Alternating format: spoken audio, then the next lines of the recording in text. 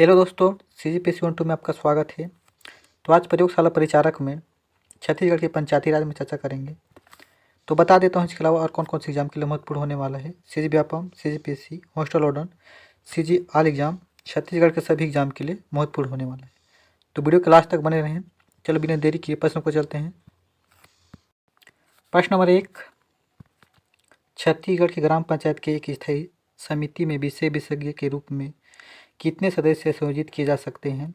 एक सदस्य, 2 सदस्य, 3 सदस्य, इनमें से कोई नहीं। तो आंसर पता हो तो कमेंट कीजिएगा। इसका राइट आंसर होगा ऑप्शन नंबर बी, 2 सदस्य। याद रखिएगा। अगला प्रश्न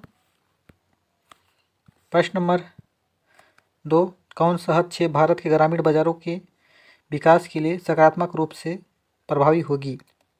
संचार व्यवस्था, सूचना, बैंक नेटवर्किंग, उपरोक्त सभी। तो आंसर पता हो तो कमेंट कीजिएगा प्रश्न नंबर 2 का। तो इसका राइट आंसर होगा ऑप्शन नंबर डी, उपरोक्त सभी। याद रखिएगा। अगला प्रश्न नंबर 3, किस बैंक समूह द्वारा ग्रामीण भारत में सबसे अधिक ऋण प्रदान किया जा सकता है? सहकारिता bank, state bank of India, ICICI bank, axis bank. तो आंसर पता हो तो प्लीज़ कमेंट कीजिएगा। तो इसका राइट आंसर होगा ऑप्शन नंबर ए, सहकारिता बैंक। याद रखिएगा। अगला प्रश्न नंबर 4, हरित क्रांति मुख्य रूप से किस उत्पादन में सबसे अधिक वृद्धि करने वाले फसल रहा है? अनाज फसल, दलहन फसल, मसाले की फसल, सब्जियों की फसल। तो आंसर पता होगा तो प्लीज़ कमेंट कीजिएगा। तो इसका राइट आंसर होगा ऑप्शन नंबर ए, अनाज फसल सही आंसर होगा। याद रखिएगा। अगला प्रश्न नंबर 5, राष्ट्रीय ग्रामीण आजीविका अभियान निम्न वर्ष में से प्रारंभ किया गया था? वर्ष 2009, वर्ष 2010, वर्ष 2011, इनमें से कोई नहीं। तो आंसर पता हो तो प्लीज़ कमेंट कीजिएगा। तो इसका राइट आंसर होगा ऑप्शन नंबर सी, 2011 में प्रारंभ किया गया था। याद रखिएगा। अगला प्रश्न नंबर 6, स्व सहायता समूह में सामान्य सदस्यों की संख्या कितनी होती है? 10, 20 सदस्य, 10, 30 सदस्य, 10, 40 सदस्य, 40, 50 सदस्य। तो आंसर पता हो प्लीज़ कमेंट कीजिएगा। तो इसका राइट आंसर होगा ऑप्शन नंबर ए, 10, 20 सदस्य होगा। याद रखिएगा। अगला प्रश्न नंबर 7, संविधान के 12वीं अनुसूची में किससे संबंधित है? पंचायती राज, नगरपालिका, दल बदल, केंद्र राज्य संबंध। तो आंसर पता होगा तो प्लीज़ कमेंट कीजिएगा। तो इसका राइट आंसर होगा ऑप्शन नंबर बी, नगरपालिका से संबंधित है अनुसूची 12। याद रखिएगा। अगला प्रश्न नंबर 8, ग्राम सभा की बैठकों में गणपूर्ति के लिए कौन उत्तरदायी नहीं है? सरपंच, पंच, उप सरपंच, सरपंच और पंच। तो आंसर पता होगा प्लीज़ कमेंट कीजिएगा। तो इसका राइट आंसर होगा ऑप्शन नंबर सी, उप सरपंच नहीं होगा। याद रखिएगा। अगला प्रश्न नंबर 9, पंचायती राज व्यवस्था मुख्यतः किस पर निर्भर होती है? विशेष करों पर, स्थानीय करों पर, शासकीय करों पर, संपत्ति कर। तो आंसर पता होगा कमेंट कीजिएगा। तो इसका राइट आंसर होगा ऑप्शन नंबर सी, शासकीय करों पर निर्भर होती है। याद रखिएगा। अगला प्रश्न नंबर 10, ग्राम सभा की किस बैठक में ग्राम पंचायत का बजट पारित किया जाता है? अच्छा प्रश्न है।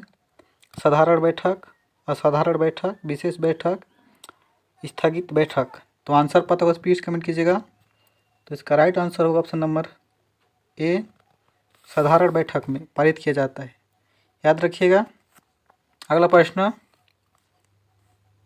नंबर 11, पंचायतों एवं नगरपालिकाओं का संबंध भारतीय संविधान में किस वर्ष प्रावधान किया गया था? 1991, 1995, 2000, 1993।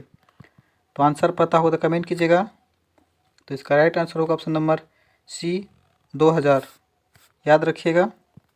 अगला प्रश्न नंबर 12, पंचायत के चुनाव कराने हेतु निर्णायक किसके द्वारा लिया जाता है? केंद्र सरकार, राज्य सरकार, जिला न्यायाधीश, चुनाव आयोग। तो आंसर पता होगा तो कमेंट कीजिएगा।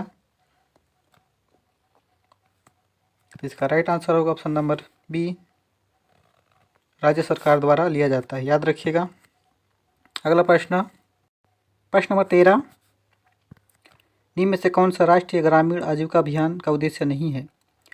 स्व सहायता समूह का प्रभावशील बढ़ना, क्षमता विकास, कृषि उत्पादन एवं उत्पादकता बढ़ना, इनमें से कोई नहीं। तो आंसर पता होगा तो कमेंट कीजिएगा। तो इसका राइट आंसर होगा ऑप्शन नंबर सी, कृषि उत्पादन एवं उत्पादकता बढ़ना, इसका सही आंसर होगा, याद रखिएगा।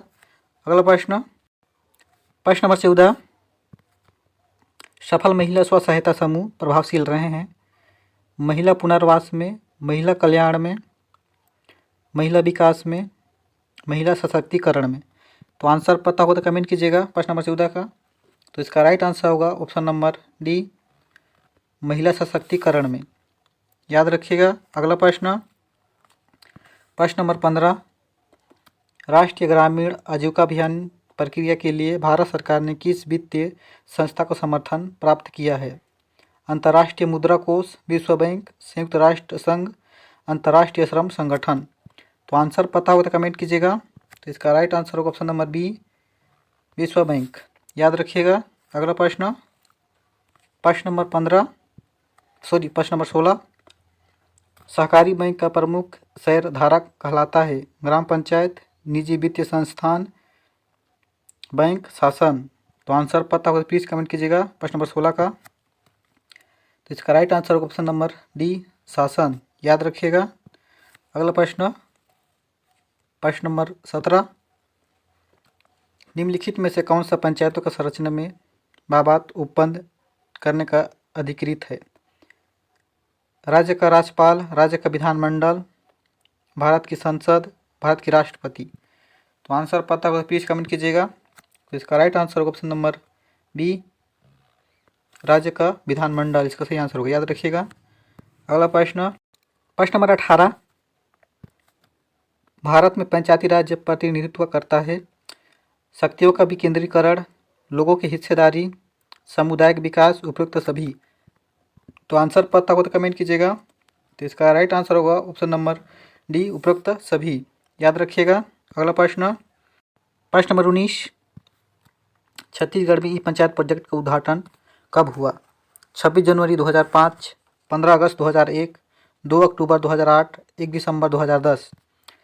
तो आंसर पता होगा तो कमेंट कीजिएगा प्रश्न नंबर 19 का।